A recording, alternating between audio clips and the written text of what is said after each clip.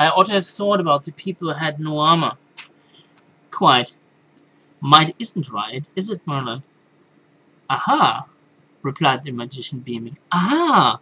You are a cunning lad, Arthur, but you won't catch your old tutor like that. You're trying to put me in a passion by making me do the thinking. But I'm not to be caught. I'm too old a fox for that. You have to think the rest yourself. Is might right? And if not, why not? Giving it reasons and draw a plan. Besides, what are you going to do about it? Well, began the king, but he saw all together and frowned. Very well, he said, I will think about it. And he began thinking, stroking his upper lip, where the moustache was going to be. There was a small incident before they left the keep. The man who had been carrying the 2 buckets by the menagerie came back with his 2 buckets empty. He passed directly under them, looking small on his way to the kitchen door. Arthur had been playing with a loose stone which he had dislodged from one of the machicolations, but tired of thinking and leaned over with the stone in his hand. How small Curselain looks. He's tiny. I wonder what would happen if I dropped the stone in his hand. Merlin measured the distance.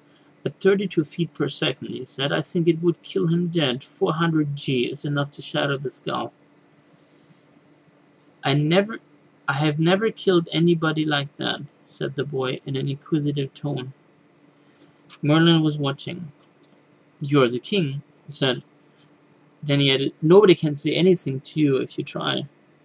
Arthur stayed motionless, leaning out with the stone in his hand. Then, without his body moving, his eyes slid sideways to meet his tutor's.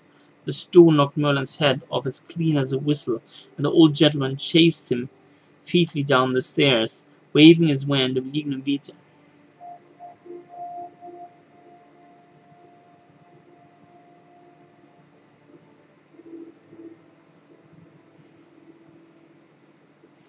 Arthur was happy. Like the men in Eden before the fall, he was enjoying his innocence and fortune. Instead of being a poor squire, he was a king. Instead of being an orphan, he was loved by nearly everybody, except the Gales, and he loved everybody in return. So far as he was concerned, as yet, there might never have been such a thing, such as a single particle of sorrow on the gay, sweet surface of the dew-glittering world.